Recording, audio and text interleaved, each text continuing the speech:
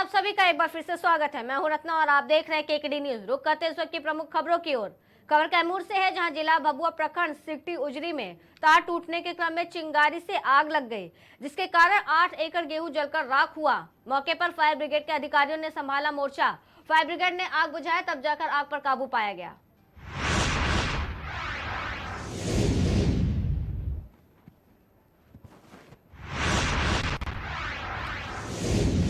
खबर लखनऊ से है, जहां एक और अयोध्या में भव्य राम मंदिर का निर्माण हो रहा है, वहीं दूसरी ओर लखनऊ के इंदिरा नगर में भ्रष्ट प्रशासनिक अधिकारियों द्वारा मकान तोड़ने के आदेश की आड़ में मंदिर को तोड़ने की मंशा जाहिर की गई, जिसे मौके पर आकर अखिल भारत हिंदू महासभा के राष्ट्रीय प्रवक्ता शिशिर चतुर्वेदी ने भ्रष्ट अधिकारियों की गंदी मानसिकता पर विराम लगाया।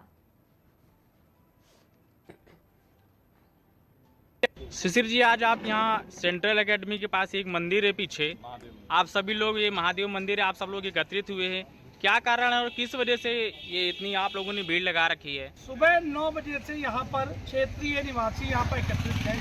कोर्ट के एक आदेश की आड़ में यहाँ पर सुनने में आया कि यहाँ पर ये महादेव जी का जो मंदिर है इसको तोड़ा जा रहा है, तो इसको लेकर के हम लोग ने आवाज़ उठाई कि नवरात्र में मंदिर को तोड़ना और रमजान में मौलानाओं की रक्षा करना, उनके दरवाजे पे सर झुकाना, ये नहीं चलने दिया जाएगा। भगवाधारी सरकार उत्तर प्रदेश में मंदिरों को तोड़ने नहीं दिया जाएगा। कुछ अधिकारी ऐसे करके सरकार को बदनाम करना चाहते हैं। अधिकारियों से हम लोग ने यहाँ आने के बाद वार्ता की और उन्होंने आश्वासन दिया कि निश्चित तौर पे हम मंदिर को नहीं छुएंगे। इस आश्वासन के बाद यहाँ क्षेत्रीय निवासियों को हम लोग ने आभार व्यक्त किया और इस मंदिर की रक्षा की। शिशिर जी, आज आप यहाँ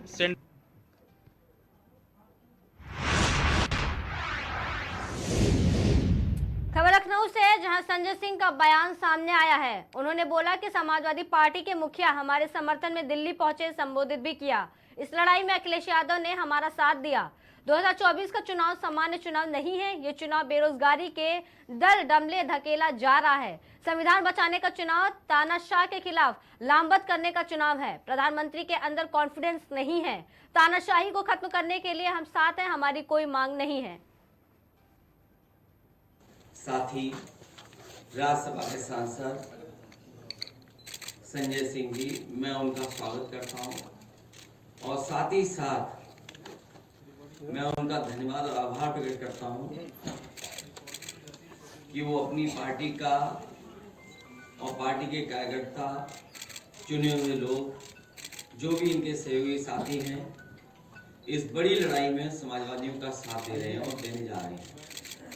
इसके लिए मैं इनका विशेष आभार प्रकट करता हूं। और ये सामान्य परिस्थितियों में चुनाव नहीं हो रहा है, पूरे देश और दुनिया की नजर है इस चुनाव में। मैं जब दिल्ली गया था, अरविंद केजरीवाल जी मुख्यमंत्री दिल्ली, उनके समर्थन में जो बड़ी रैली थी, उसमें जब मैं गया था तो यही मैंने कहा था कि दुनिया में भारत की बदनामी हुई है। भारत के बारे में चर्चा हो रही है कि चुने हुए लोग और किसी स्टेट के हेड के साथ ऐसा व्यवहार हो रहा है। जो इंस्टीट्यूशंस हैं, जिन इंस्टीट्यूशन से न्याय मिलना चाहिए, उन इंस्टीट्यूशंस में भी भारतीय जनता पार्टी हस्तक्षेप कर रही है। ये तो हम लोगों ने एक प्रधानी के चुनाव में देखते थे, प्रधान स्तर पे देखते थे, लेकिन मुख्यमंत्री किसी स्टेट के चुने गए हों, उनके साथ ऐसा व्यवहार, झूठे मुकदमे लगा करके उन्हें जेल भेज दिया जाए। इसी तरह झारखंड के मुख्यमंत्री, उन्हें जेल भेज दिया और कौन नहीं जानता, या उन्हीं संस्थाओं से डरा करके वसूली कर ली, या उन्हीं सब तो पुलिस को आगे कर करके लोगों को अपनी पार्टी में शामिल कर रहे हैं। कई साथी जो भारतीय जनता पार्टी में गए हैं, वहां से और अंदर से आपके साथ है, तो सोचिए ऐसे डर के और डरा के लोगों को अपने दल में शामिल कर रहे हैं। तो इसलिए लोकतंत्र को बचाने के लिए, संविधान को बचाने के लिए और हमारे भारत की जो पहचान दुनिया में है, उसको बचाने के लिए इस लड़ाई में आप पार्टी का जो सहयोग और मदद मिल रही है, उसके लिए मैं संजय सिंह जी का बहुत बहुत धन्यवाद आभार व्यक्त करता हूँ। इन्हें भी बहुत परेशानी और कष्ट का सामना करना पड़ा, इन पे भी झूठे मुकदमे लाद करके इन्हें भी परेशानी में डाल दिया। और जो परेशानी में जाता है लोकतंत्र में, जनता उसे कभी न कभी सम्मान देती है। वो जो ऐसे काम करने वालों के खिलाफ मतदान इस बार होने जा रहा है, करेगी जनता। पहले तो बहुत आभार व्यक्त करता हूं समाजवादी पार्टी के राष्ट्रीय अध्यक्ष माननीय अखिलेश यादव जी का, कि ऐसे संकट की घड़ी में जब हमारी पार्टी के मुखिया को जेल में डाल दिया गया है, दिल्ली के 2 करोड़ लोगों के द्वारा निर्वाचित 3 बार प्रचंड बहुमत से निर्वाचित मुख्यमंत्री को जेल में डाल दिया गया है, समाजवादी पार्टी के मुखिया हमारे समर्थन में दिल्ली पहुंचे, रैली को संबोधित किया। आज भी उन्होंने भाभी जी से बातचीत करके उनसे हाल चाल पूछा, सुनीता भाभी से। तो मैं इसके लिए विशेष रूप से आभार व्यक्त करता हूं आपका। शुरू कर दिया गया है, आपने देखा किस तरह से हमारे मरवाया गया और बाद में उसको इस्तीफा देने का दबाव बनाया गया। इस लड़ाई में आपने हमारा साथ दिया, फिर से मैं आपकी पार्टी का और आपका हृदय से आभारी हूं।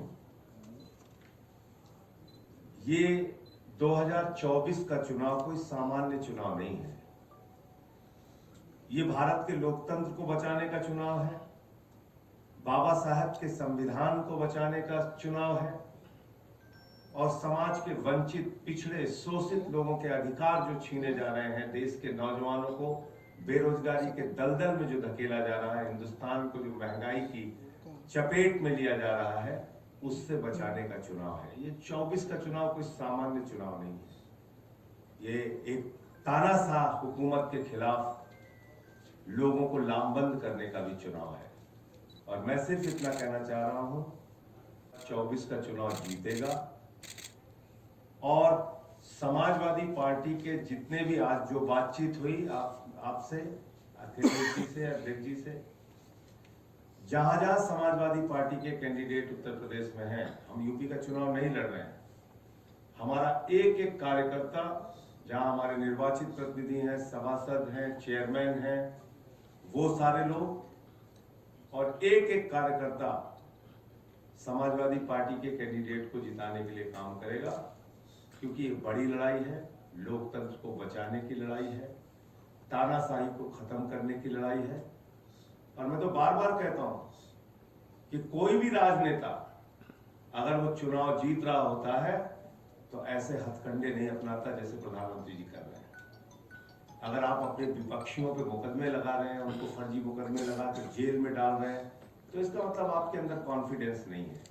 चुनाव के समय में आप ऐसी कार्रवाई कर रहे हैं। तो फिर से एक बार मैं दोहरा रहा हूं, कोई कंडीशन नहीं है, कोई सीट की मांग नहीं है, कहीं कुछ नहीं है। लोकतंत्र को बचाने के लिए, तानाशाही को खत्म करने के लिए, भारत के संविधान की रक्षा के लिए हम लोग इस लड़ाई में साथ हैं और पूरे यूपी में जहां जहां समाजवादी पार्टी के कैंडिडेट होंगे, इंडिया गठबंधन के कैंडिडेट होंगे, उनके लिए काम करेंगे। बहुत बहुत धन्यवाद।